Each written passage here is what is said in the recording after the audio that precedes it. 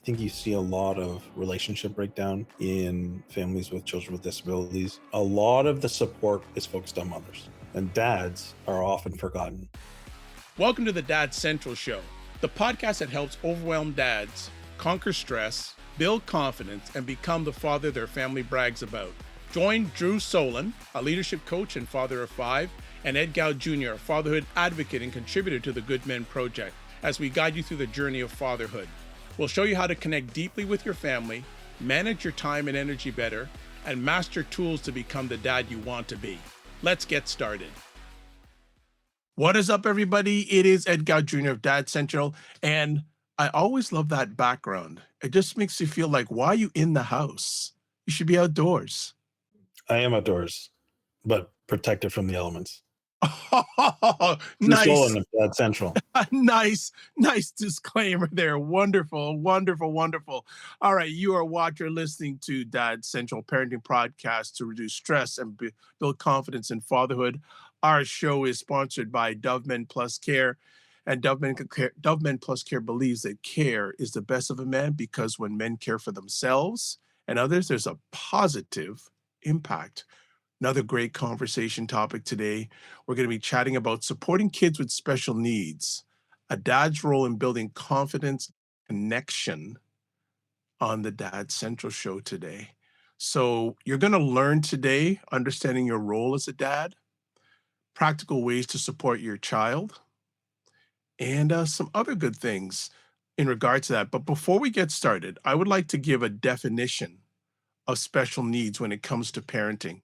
So, special needs in context of parenting refers to children who require additional support, resources, or accommodations beyond what is typically needed by children of the same age. This term is broad and can encompass a variety of physical and developmental, behavioral, emotional, or learning differences. So, with that little intro, Drew, before we get into our 3 points, what are your thoughts on this topic today? Wow, I got lots of thoughts. Some of them supported by research, some of them just my own experience. I mean, parenting is the hardest job as it is, most important. And when you layer on top of it children who are experiencing what you just described, the stresses and the challenges become even harder. I think you see a lot of relationship breakdown in families with children with disabilities. And one of the reasons is that, and I don't say this in to criticize anything, but a lot of the support for parents with children of disabilities is focused on mothers, and dads are often forgotten. I mean, it says fathers' experiences and needs are often overlooked in research and support services, which tend to focus more on mothers. This creates challenges for fathers in navigating their new roles and seeking appropriate support. So, we know that this is consistent, that fathers often don't get the support that they need. And why is this important? It's important for both fathers and for their children because the research is clear that when the fathers do play a really crucial and unique role in the lives of children who have special needs. They positively impact their social, emotional, and cognitive development. I mean, at the end of the day, like dads are crucial. Like the research is clear. Any child, special needs or not, dads are crucial. And so the support for dads, the resources for dads who are going through these circumstances is even more important, and it's even bigger of a gap. But let's shift the positive things and say that's why I'm glad we're talking about it, is because I want dads who are out there who are experiencing, a child with special needs. I want you to know we see you, we know you matter, and we want to be here to come alongside you and support you. And I know there are others out there who do the same and want to do the same, and there are resources and supports for you. So please know that we're here to come alongside you and lift you up as best we can because you're important and you're making a big difference in the life of your child. Well said. Well said. 3 points we're going to cover today: understanding your role as a dad, practical ways to support your child, and then support for the supporter taking care of you. So let's start off with the number one here: understanding your role as a dad when we're talking about kids with special needs. What do you want to chat about on that? Yeah, I think it just builds off of what I shared. And so the research findings, if I were to summarize them, is there shows a positive impact when fathers are involved. It's been linked to positive outcomes for children, including improved language development, Our research indicates fathers make unique contributions to their children's lives beyond what mothers typically provide. Fathers of children with special needs often experience increased stress, depression, and challenging. And so, anyways, that's what the research says. And fathers' perceptions of their role, recognizing how important you are, really does impact your ability to actually engage in parenting. And so, oftentimes, dads may not feel as important when they have a child with special needs. Oh, mom's kind of, taking on a big caregiver role. But guess what, dad? You are important. So you need to know that. You have that perception that you're important. We need you to feel included. So yeah, those are some of my thoughts in terms of the role of dad is crucial because what the research says when you get involved, because they're going to benefit. Often think of have you the Rick and Dickie Hoyt story. You know that story? Have you seen that video? No, I have not. Okay, I'll tell it briefly. So, Rick Hoyt, his son was born, and they thought he had severe, significant developmental issues. Weren't sure like if he could even talk. Weren't sure if he couldn't talk at all. Weren't sure if he was ever going to like live a normal life. Bottom line is, at a certain point in time, they supported their son as best they could, but I think it got to the age of like 11 or 12, and he finally got this device that could allow him to communicate with his family. And so, for some reason, he took his son out for like a run. Like he just pushed his wheelchair, went out for a run. His son wrote, "When you're running with me, dad, I feel like I'm free," or something to that effect. Bottom line is it inspired the dad, like, well, I'm going to take him out and go for runs all the time. Long story short, like they completed over like 365 Ironman triathlons together, where he carried his son for through the entire thing over and over and over again. They became such a huge inspiration. And so there was like no life expectancy like, for his son, but his son lived to the age of like 51 or 52. He wrote a book. He lived a full life. Like he became independent. Like, I mean, if you want like a story that just validates all the truth that this feature says, just look at Rick and Dickie White. It's a powerful, overwhelming story of a father's love and how it transformed both the father and the son for amazingly good stuff. So if you don't know it, Yeah, Rick and Dickie Hoyt, just Google it. You'll see a couple YouTube videos about it, and you'll find more. But that to me it just cements the important the fact of your role as dad is so crucial when your child has special needs. nice. Thank you for that share of that father and son. I just want to quickly add on too.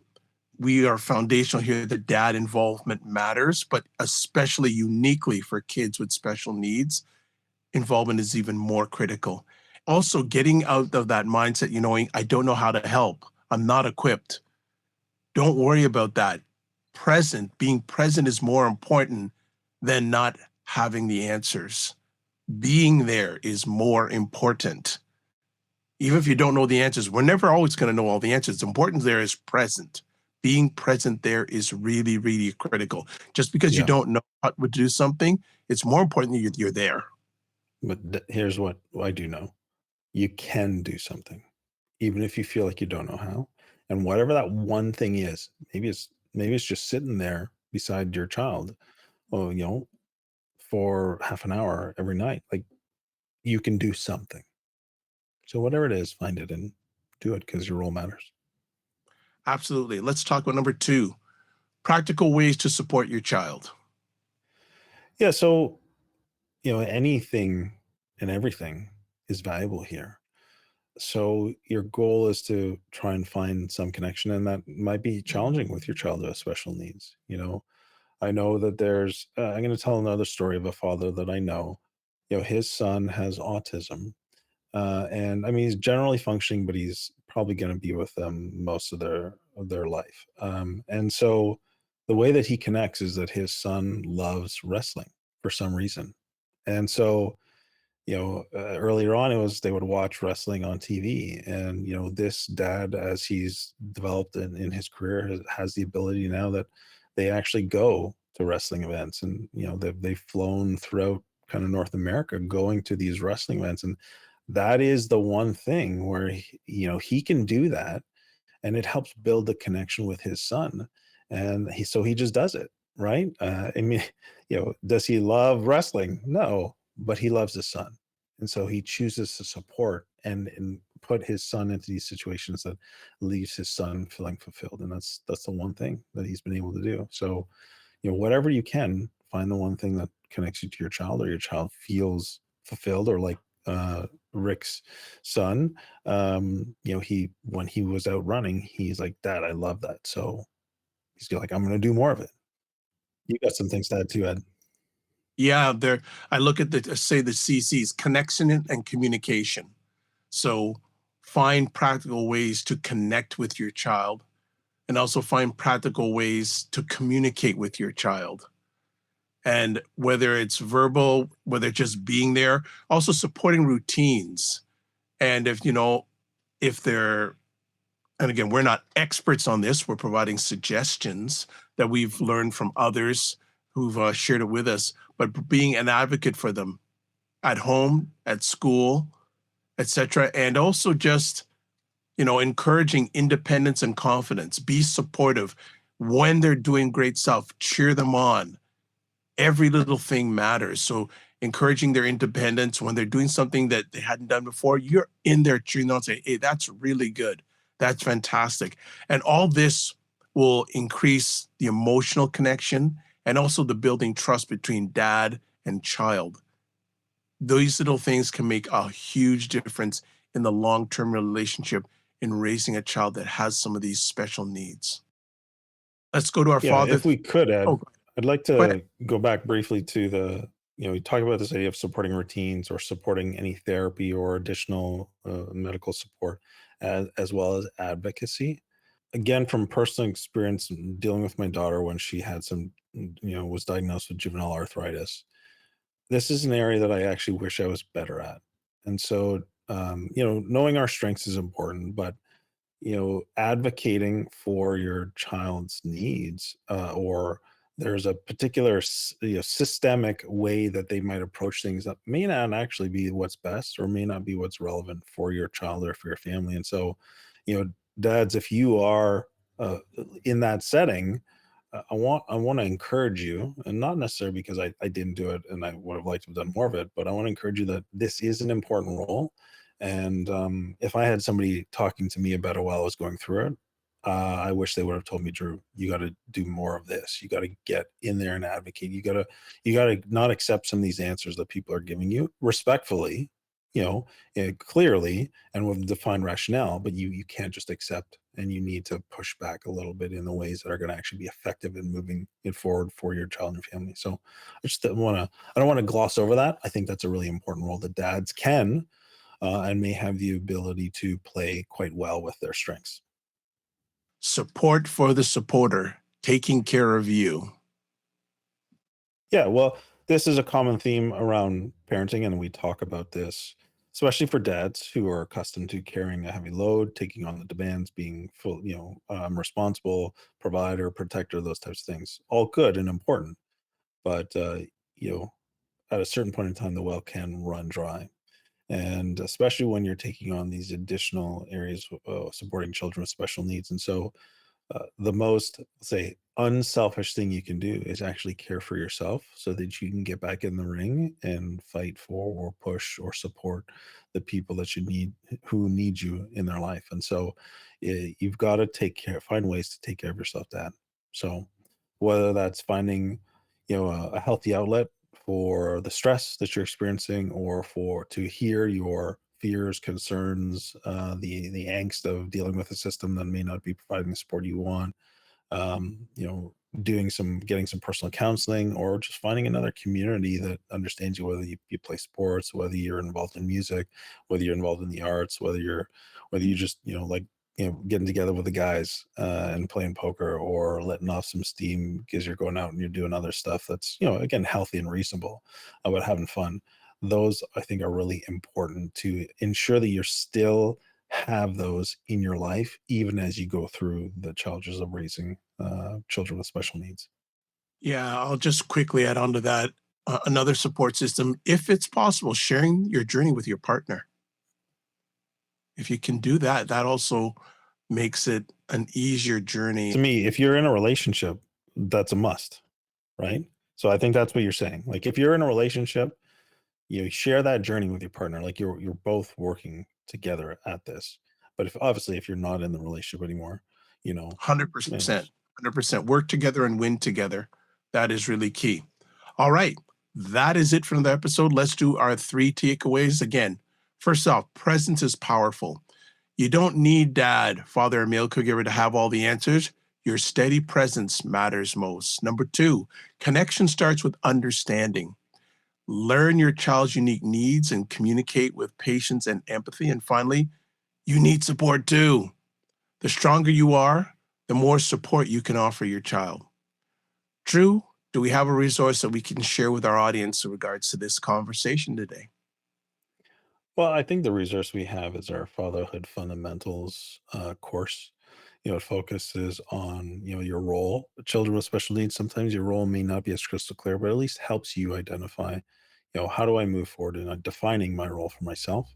It talks about how do you manage the different demands on your time, and helping you with a solution of priorities. It also then helps you with in terms of the appropriate winning mindset when you're facing the challenge of a special needs child.